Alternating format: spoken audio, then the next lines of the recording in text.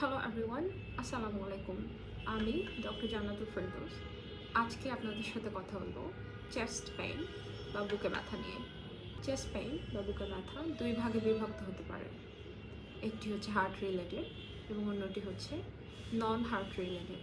তাহলে আসুন জেনে নেই কী কী কারণে আমাদের বুকে ব্যথা হতে পারে। বুকে ব্যথার অন্যতম প্রধান কারণ হচ্ছে এক্সেস গ্যাস। আমাদের পেটে গ্যাস জমা হয়ে বুকে ব্যথার কারণ হতে পারে। এই ধরনের ব্যথা সাধারণত যাদের কনস্টিপেশন বা কোষ্ঠকাঠিন্য থাকে তাদের হয়ে থাকে। তাছাড়াও কিছু খাবারের কারণে আমাদের গ্যাস বা ব্লোটিং হতে পারে। এই ধরনের ব্যথা সাধারণত কিছু মিনিট থেকে ঘন্টা পর্যন্ত পারসিস্ট বা স্থায়ী হতে পারে।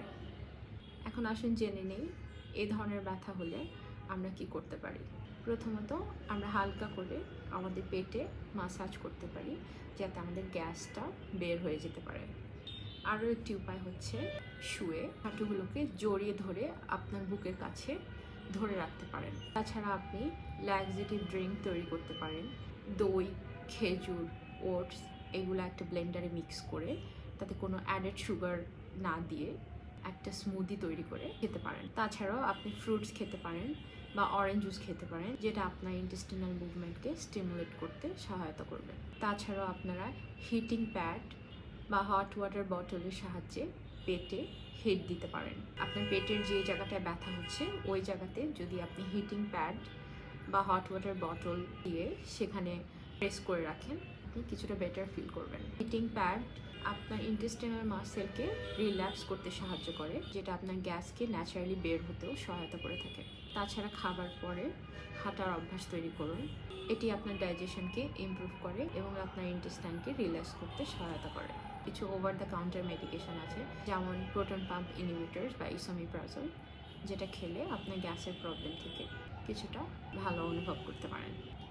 চেস্ট পেইন বা বুকে ব্যথার আরেকটি অন্যতম কারণ হচ্ছে অ্যাংজাইটি বা প্যানিক অ্যাটাক। কোনো উত্তেজনামূলক পরিস্থিতির কারণে হাই অ্যাংজাইটি বা প্যানিক অ্যাটাক হলেও আপনার বুকে ব্যথা হতে পারে, যেটা হার্ট অ্যাটাকের সিমিলার বা কাছাকাছি মনে হতে পারে। এই ধরনের ব্যথা মাইল্ড এবং শার্প বা ধারালো হয়ে থাকে এবং এগুলো অ্যাংজাইটি পেশেন্টদের মধ্যে কমনলি পাওয়া যায়। বুকে ব্যথার সাথে সাথে এই ধরনের পেশেন্টরা সাধারণত তাদের শরীরে এক ধরনের টিংলিং সেন্সেশন ফিল করে থাকে।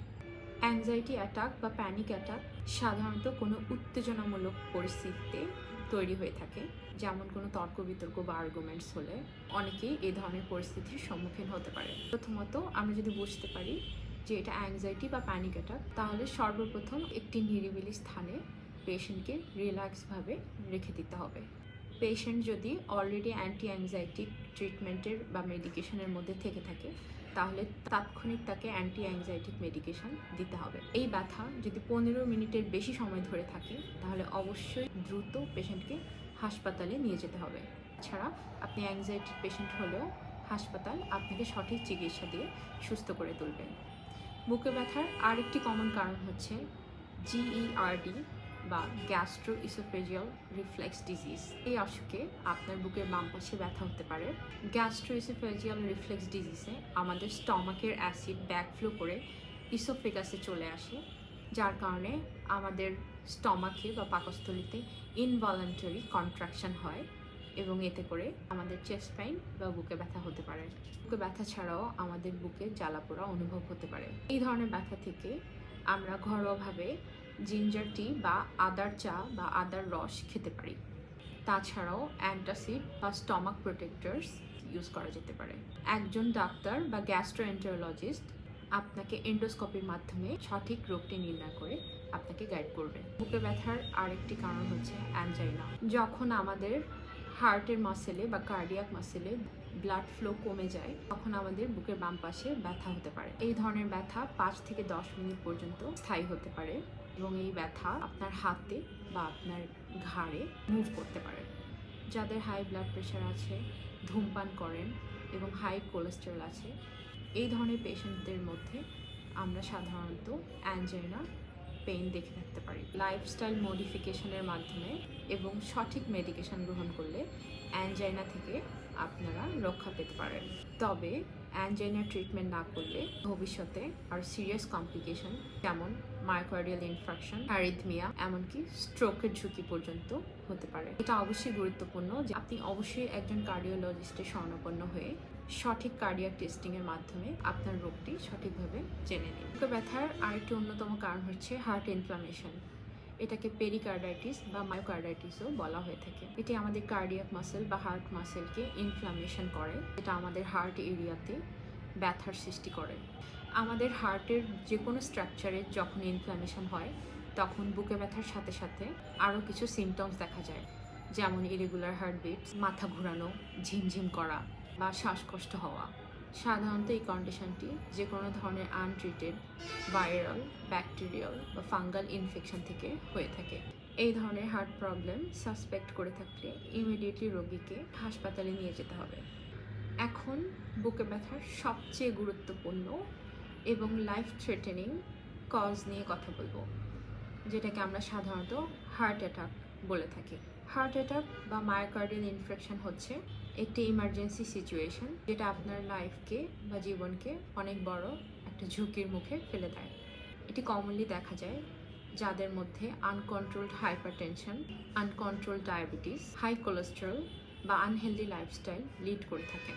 ফর এক্সাম্পল, যারা ধূমপান করেন বা খুবই কম বা একদমই কোনো ফিজিক্যাল এক্সারসাইজ করে থাকেন না, অথবা যারা ওভারওয়েট হয়ে থাকেন। হার্ট অ্যাটাকের ক্লাসিক সিমটমসের মধ্যে অন্যতম হচ্ছে লেফট সাইড বা বুকের বাম পাশে ব্যথা হওয়া।